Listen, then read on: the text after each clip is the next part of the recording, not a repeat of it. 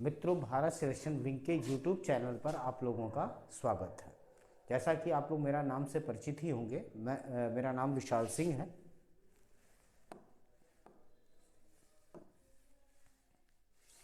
मेरा नाम विशाल सिंह है और आपको आज रेस्पिरेटरी सिस्टम या श्वसन तंत्र का अंतिम अध्याय पढ़ाया जाएगा, जिसमें आप लोग प्रमुख श्वसन अंग और श्वसन किन किन अंगों के माध्यम से होता है, इनके बारे में आज आप जानेंगे। तो मित्रों, हम लोग शुरू करते हैं।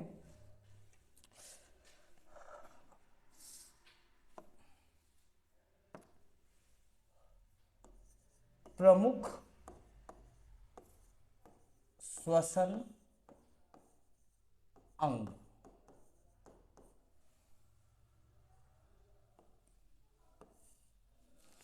तो मित्रों,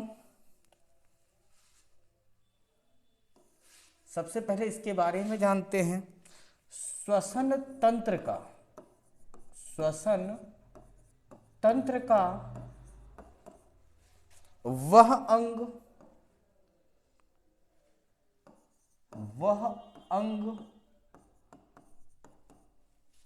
जो श्वसन तंत्र में महत्वपूर्ण भूमिका अदा करता है। महत्वपूर्ण भूमिका अदा करता है, उसे हम लोग श्वसन अंग कहते हैं। उसे हम लोग श्वसन अंग कहते हैं। अब मित्रों, जैसे कि एक कोशिकीय जीव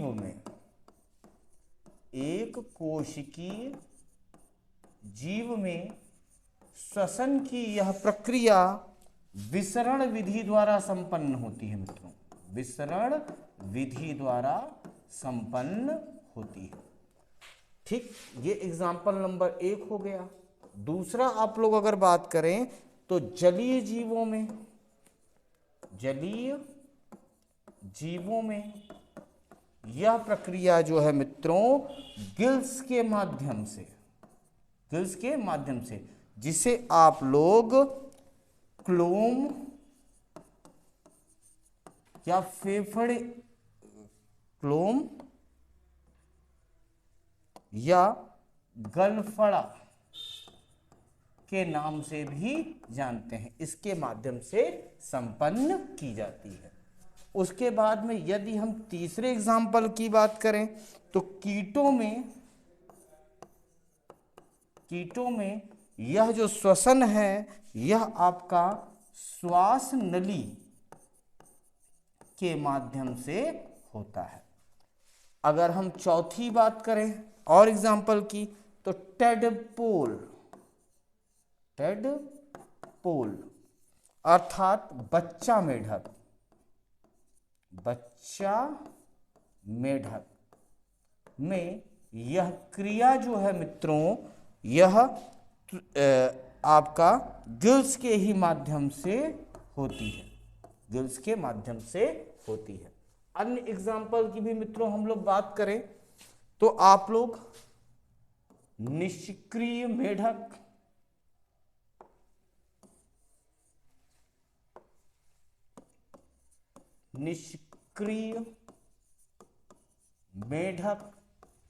में यह क्रिया मित्रों आपका त्वचा के माध्यम से होती है। एक मन में प्रश्न भी आ रहा होगा कि निष्क्रिय मेढक कौन सा? तो वह मेढक जो मित्रों भूमि के अंदर रहता है। कहां पर रहता है? भूमि के अंदर। इसी तरीके से मानव में आपका फेफड़े के माध्यम से श्वसन होता है। इसी तरीके से बहुत पूछा जाता है केचुआ में। तो मित्रों, केचुआ में जो श्वसन है, यह आपका त्वचा के माध्यम से होता है। इसी तरीके से जीवाणु में तो जीवाणु में यह श्वसन मीसोसोम के माध्यम से होता है, मीसोसोम के माध्यम से होता है। ठीक है मित्रों, तो ये मैंने आपको कुछ बता दिया जिसका आप लोग स्क्रीनशॉट भी ले सकते हैं कि श्वसन तंत्र का वह अंग जो श्वसन तंत्र में महत्वपूर्ण भूमिका अदा करता है वह श्वसन अंग कहलाता है। एक कोशिकीय जीवों में विसरण विधि द्वारा, जलीय जीवों में गिल्स द्वारा, कीटों में श्वास नली द्वारा और टेडपोल में गिल्स के द्वारा श्वसन होता है। वहीं पर आपका निष्क्रिय मेढक में त्वचा के माध्यम से, मानव में फेफड़े के माध्यम से, केचुए में त्वचा के माध्यम से और जीवाणुओं में मीसोसोम्स के माध्यम से श्वसन संपन्न होता है। ठीक है मित्रों, अब हम लोग बात करेंगे श्वसन मार्ग की। श्वसन मार्ग, सबसे पहले ये श्वसन मार्ग के अंतर्गत कौन कौन से श्वसन से संबंधित अंग हैं हम उनको देख लें कि भैया कौन कौन से अंग हैं। तो एक है आपका नासा छिद्र, जिसे हम लोग नॉस्ट्रिल बोलते हैं, नॉस्ट्रिल। इसी प्रकार से दूसरे अंग की बात करें तो ये है आपका नासिका कपाट, इसे हम लोग मित्रों नासल वॉल्व बोलते हैं, नासल वॉल्व। इसी तरीके से हम तीसरी बात करें तो ये है आपका ग्रसनी, जिसे हम लोग फेरेंक्स बोलते हैं, फेरेंक्स बोलते हैं। उसी तरीके से स्वर यंत्र, इसे हम लोग लैरिंक्स बोलते हैं। इसी तरीके से मित्रों श्वास नली, जिसे हम लोग इंग्लिश भाषा में ट्रैकिया बोलते हैं।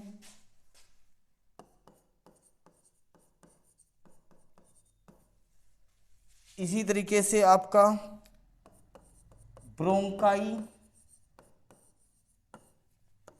इसी तरीके से ब्रोंकी योलस, और इसके बाद में आपका आता है वायु कोष्ठ, वायु कोष्ठ। ठीक है, वायु कोष्ठ को हम लोग एल्वेलॉय बोलते हैं, एल्वेलॉय बोलते हैं, जो श्वसन की अंतिम इकाई है। उसके बाद में आपका इसमें आता है आपका रुधिर केशिकाएं, रुधिर केशिकाएं, और उसके बाद में आता है आपका कोशिका सेल। ये सभी जो मित्रों ये हम आपके श्वसन के अंतर्गत आते हैं। क्लियर है? तो श्वसन मार्ग के अंतर्गत nostril, nasal valve, pharynx, larynx, trachea, bronchi, bronchioles, alveoli, रुधिर केशिकाएं और सेल इसके अंतर्गत आते हैं। अब इसके बाद में मित्रों हम लोग डायफ्राम के बारे में जानेंगे। डायफ्राम,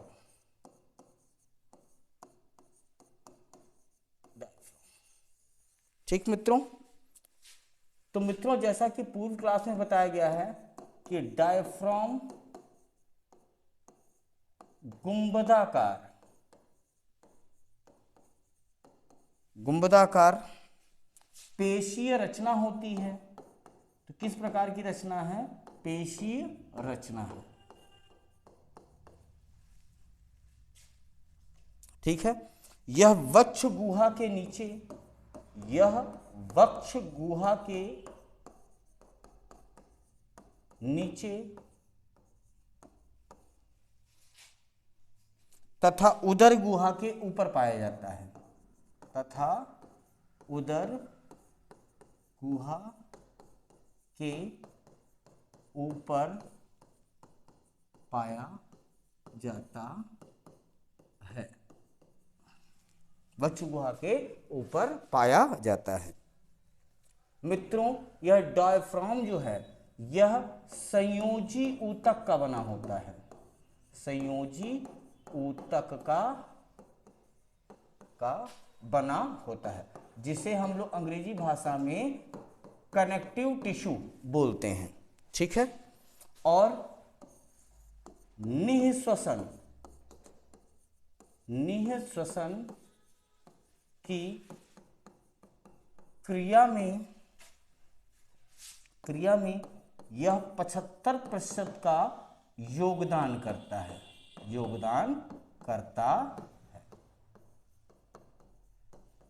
करता है। ठीक। एक पॉइंट जो आपका नोट का है मित्रों, इसे भी आप लोग थोड़ा सा ध्यानपूर्वक समझिएगा कि गर्भवती महिलाओं में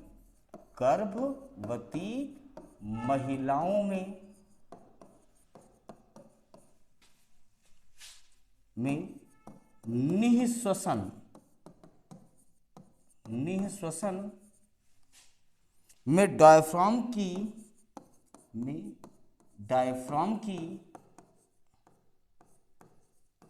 महत्वपूर्ण भूमिका नहीं होती है, महत्वपूर्ण भूमिका नहीं होती है।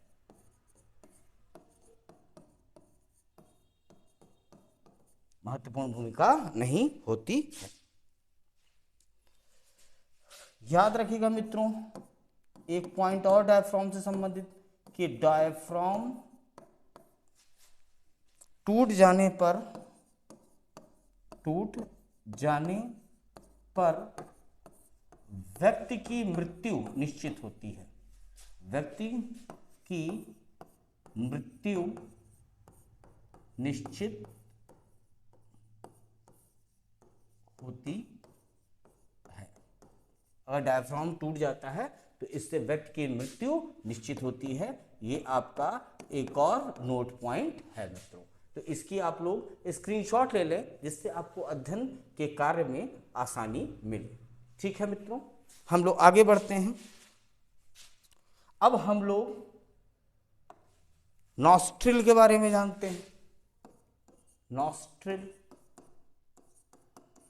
जिसे हम लोग नासा छिद्र के नाम से जानते हैं, नासा छिद्र के नाम से जानते हैं। तो मित्रों, नाक का यह अगला भाग होता है, अगला भाग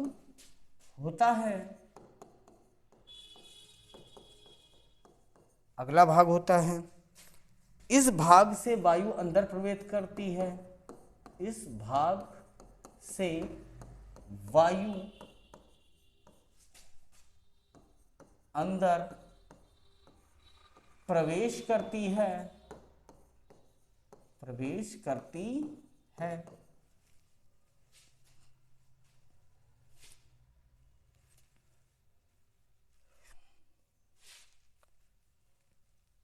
इस भाग में बाल भी पाए जाते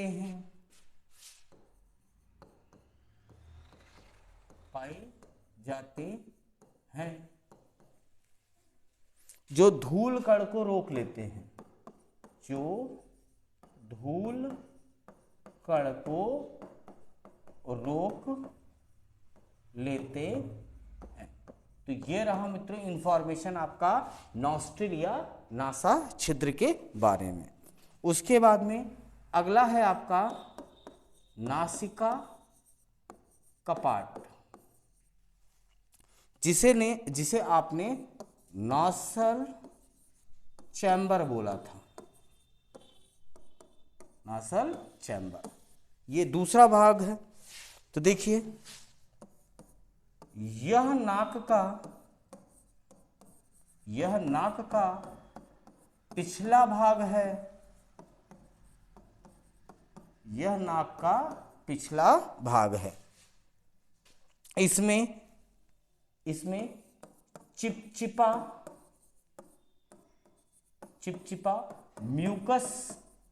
म्यूकस पाया जाता है, नासिका कपाट के पास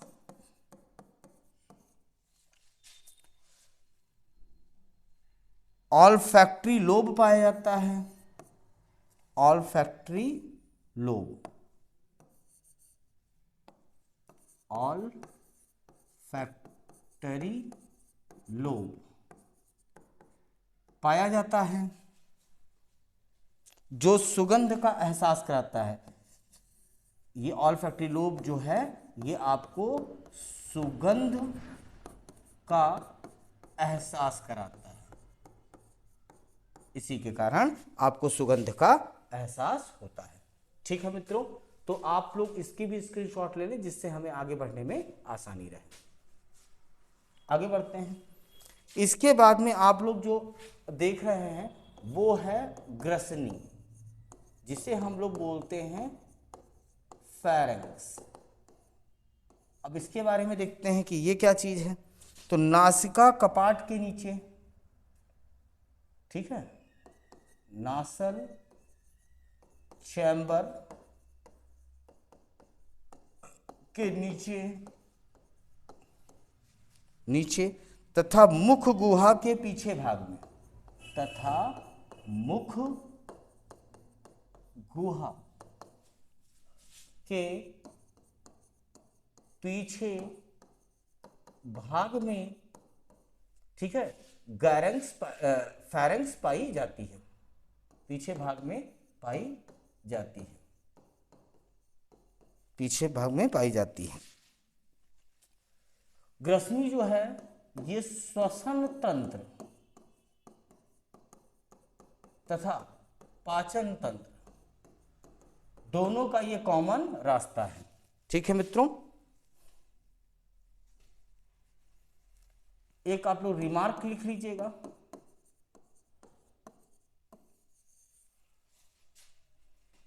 फेरेंक्स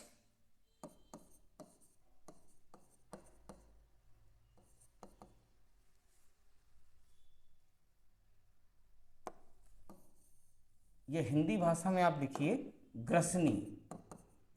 ग्रसनी मतलब फेरेंक्स। तो ग्रसनी निगल द्वार, ग्रसनी निगल द्वार द्वारा, निगल द्वार गुलेट, निगल द्वार, निगल द्वार के माध्यम से, निगल द्वार के माध्यम से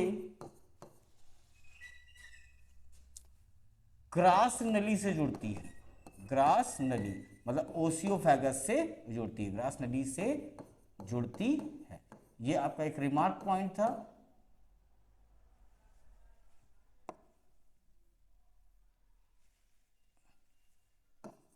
जुड़ती है। ठीक मित्रों, इसके बाद में ग्रसनी लैरिंक्स के द्वारा, ग्रसनी जो है, ग्रसनी स्वर यंत्र या लैरिंक्स द्वारा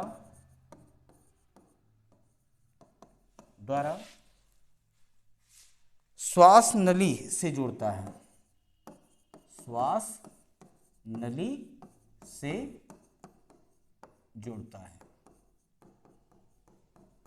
ठीक है मित्रों, एक एक पॉइंट आपका बताया जा रहा है जिससे आपकी किसी भी प्रकार की प्रॉब्लम ना हो।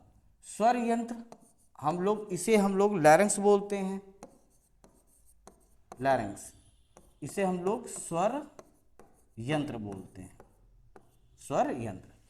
तो अभी आपको मैंने बताया कि ये लैरिंक्स जो है ग्रसनी को, ग्रसनी स्वर यंत्र द्वारा श्वास नली से जुड़ती है। ये अभी आपको पॉइंट बताया, बोला गया। दूसरा पॉइंट, यह जो है यह ग्रसनी के नीचे पाया जाता है, यह ग्रसनी के नीचे पाया जाता है। मित्रों एक एक पॉइंट लिखते रहिएगा, साथ साथ में पढ़िए, साथ साथ में प्रैक्टिस सेट सॉल्व करिए। मित्रों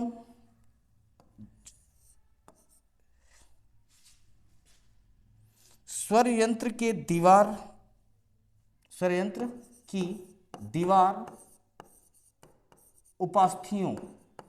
उपास्थियों या इसे हम लोग कार्टिलेज बोलें, उपास्थियों के 9 टुकड़े द्वारा बनी होती, के 9 टुकड़े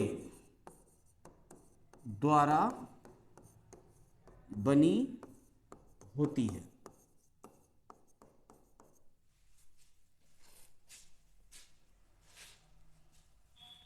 इसी के कारण आवाज निकलती है, अतः इसे हम लोग वॉइस बॉक्स भी बोलते हैं। इसे हम लोग क्या बोलते हैं? Voice box. ठीक है, एक नोट पॉइंट है, पक्षियों में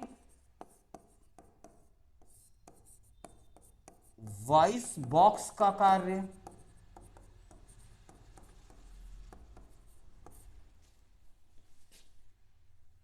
सैरेंक्स करता है, SARYNX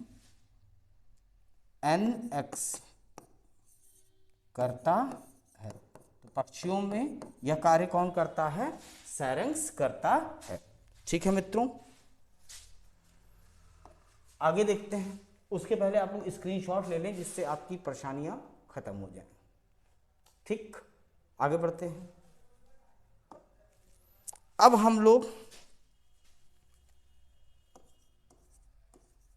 लैरिंक्स पर या स्वर यंत्र पर एक ढक्कन जैसी संरचना पाई जाती है, एक ढक्कन जैसी संरचना पाई जाती है,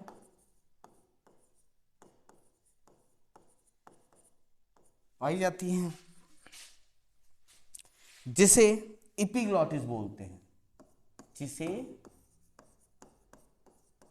एपिग्लॉटिस बोलते हैं, एपिग्लॉटिस बोलते हैं। जब हम लोग कुछ निगलते हैं तो एपिग्लॉटिस बंद हो जाता है और भोजन श्वास नली में जाकर ग्रास नली में चला जाता है। जब कभी भी एपिग्लॉटिस खुला रह जाता है तो हमें हिचकी आने लगती है और एपिग्लॉटिस का नियंत्रण जो है मेडुला ओब्लांगटा में होता है। तो इस एपिग्लॉटिस का जो नियंत्रण है मित्रों, ये कहाँ पर होता है?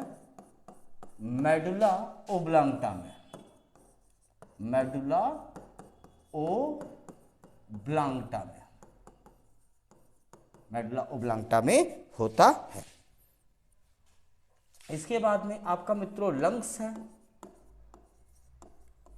अगला जो टॉपिक श्वसन अंग है वो है लंग्स। तो मित्रों, यह मानव के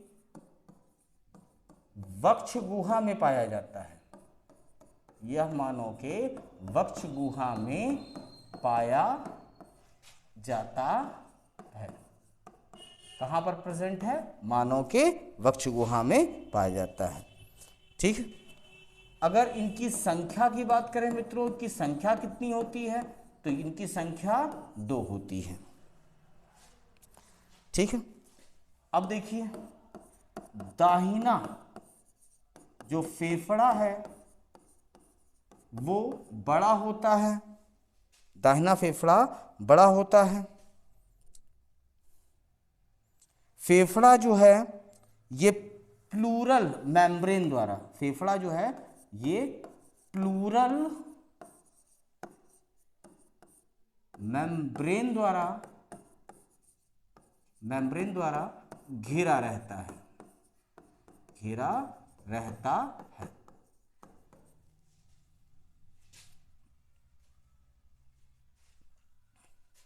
ठीक है, फेफड़े को हम लोग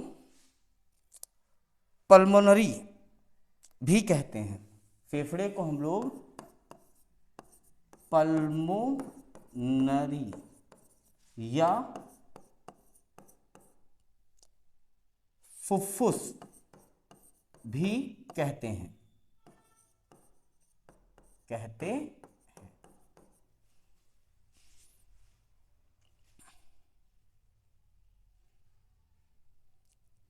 और इसी फेफड़े के माध्यम से रक्त का शुद्धिकरण का कार्य भी होता है, जो आपको पीछे टॉपिक्स में पढ़ाया गया है। शुद्धिकरण भी होता है।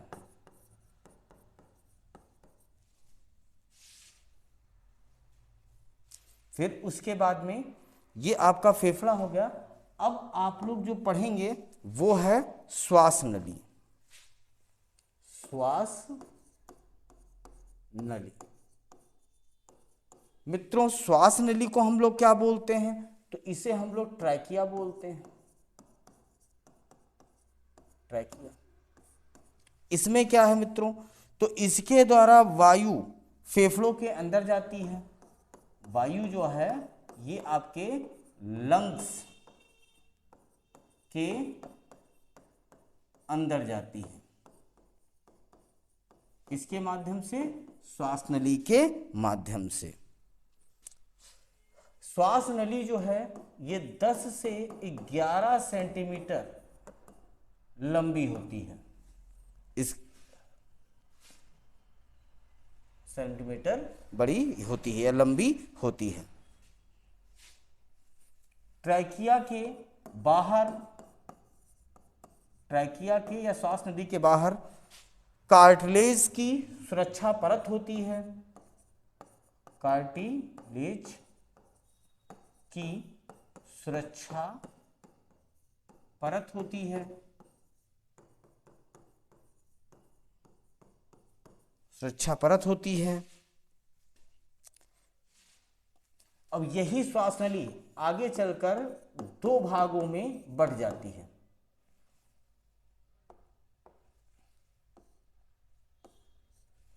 दो भाग में बढ़ जाती है।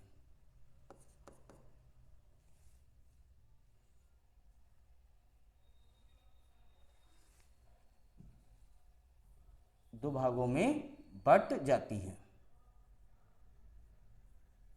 ठीक, अब 2 भाग कौन कौन से जो भाग होते हैं वही कहलाते हैं आपके मित्रों ब्रोंकाई। ब्रोंकाई, ये ब्रोंकाई भी आगे चलकर कई हिस्सों में बढ़ जाती है।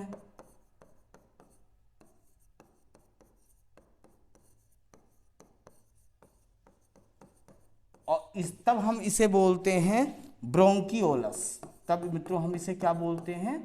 ब्रोंकियोलस। ठीक है मित्रों, तो ये था आपका श्वास नली के बारे में। अब हम लोग जिसके बारे में पढ़ेंगे वो है एल्वेओलाई। इसके पहले आप लोग इसका भी एक स्क्रीनशॉट ले लें जिससे आपको पढ़ने में आसानी रहे। अब जो हम लोग पढ़ने जा रहे हैं वो है वायु कोष्ठक। वायु कोष्ठक, जिसे हम लोग एल्वेओलाई बोलते हैं। एल्वेओलाई बोलते हैं। ठीक है, तो मित्रों ब्रोंकियोलस या ब्रोंकियोल्स के सिरे पर गोल संरचना पाई जाती है। गोल संरचना पाई जाती है। जिसे हम लोग एल्वेओलाई बोलते हैं। जिसे हम लोग क्या बोलते हैं? एल्वेओलाई बोलते हैं। ठीक है, इसी के कारण गैसों का विनिमय होता है। इसी के कारण गैसों का विनिमय होता है, जिसे आप लोग को पहले ही पढ़ा दिया गया है। इसी के माध्यम से गैसों का विनिमय होता है। ठीक है,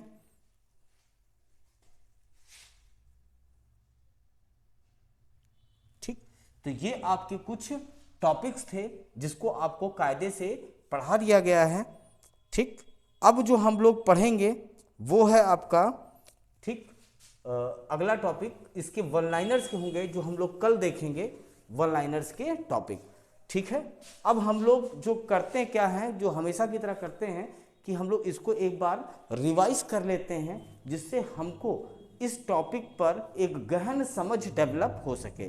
ठीक है, श्वसन तंत्र की इतनी क्लासेस हो गई हैं, आज श्वसन तंत्र एज अ मेन टॉपिक आपकी लास्ट क्लास है। कल इसके मैं आपको वन लाइनर्स करा दूंगा, जिससे आपकी रोज रोज की होने वाली परेशानियां समाप्त हो जाएंगी। ठीक है, और एग्जाम में आने वाले क्वेश्चंस भी आपके बेहतर तरीके से हो जाएंगे।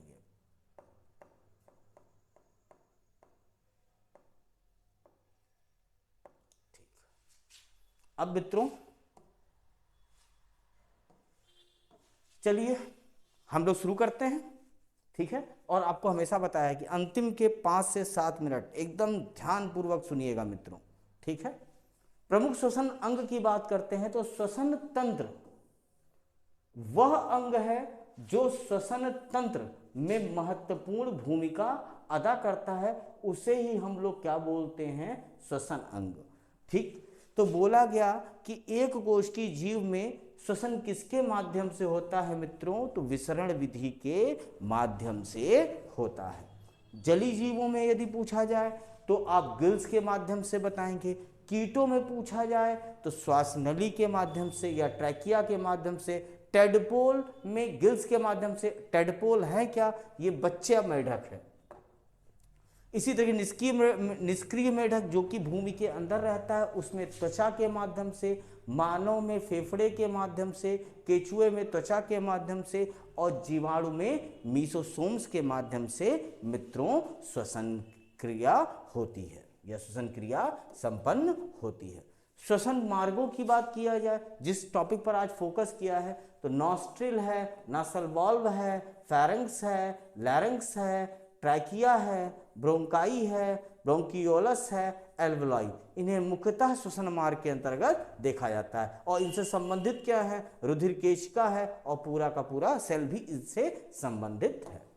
फिर आपको डायफ्राम के बारे में बताया गया। डायफ्राम एक प्रकार से गुंबदाकार पेशीय रचना है, और बताया गया कि यह वक्ष गुहा के नीचे तथा उदर गुहा के ऊपर पाई जाती है। यह किन टिश्यू से बना होता है, कभी भी क्वेश्चन आपसे पूछा जा सकता है। यह संयोजी ऊतक का मित्रों बना होता है। ठीक, डायफ्राम निश्वसन की क्रिया में कितने % का योगदान देता है, 75%। तो याद रखना है मित्रों, 2 नोट पॉइंट्स आपको लिखाए गए हैं। गर्भवती महिलाओं में मित्रों निश्वसन में डायफ्राम की भूमिका नहीं होती है। किसकी भूमिका नहीं होती है, डायफ्राम की। डायफ्राम यदि टूट जाए तो इससे व्यक्ति की मृत्यु क्या है, निश्चित है मित्रों। आगे देखते हैं नासा छिद्र। तो नाक का यह कैसा भाग है, अगला भाग। पिछला भाग कौन सा है, नासिका कपाट, नासल चैम्बर। ठीक है, नासा छिद्र, इस भाग से वायु जो है नाक के अंदर प्रवेश करती है। इस भाग में बाल भी पाए जाते हैं, और ये बाल जो है धूल कण को क्या कर लेते हैं, रोक लेते हैं। नासिका कपाट, तो यह कैसा भाग है, नाक का पिछला भाग है।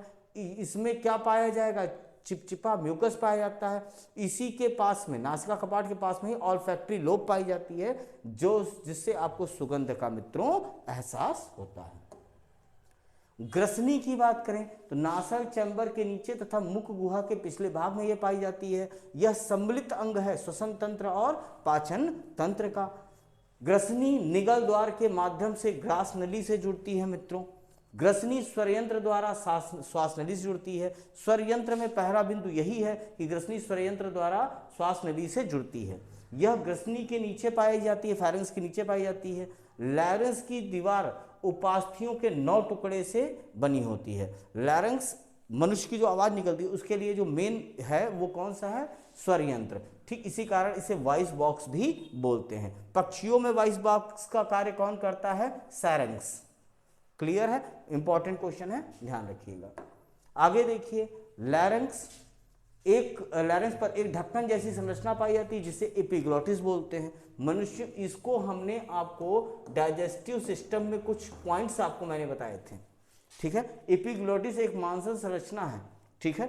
जो अगर आप भोजन कर रहे होते हैं मित्रों, तो यह जो है श्वास नली वाले मार्ग को क्या कर देती है, रोक देती है, जिससे भोजन नीचे चला जाए। अगर मान लीजिए गलती से आपका कोई कण जो है किधर की तरफ चला जाए, श्वास नली तरफ, तो आपको हिचकी टाइप में आने लगती है, तो याद रखिएगा, ठीक है।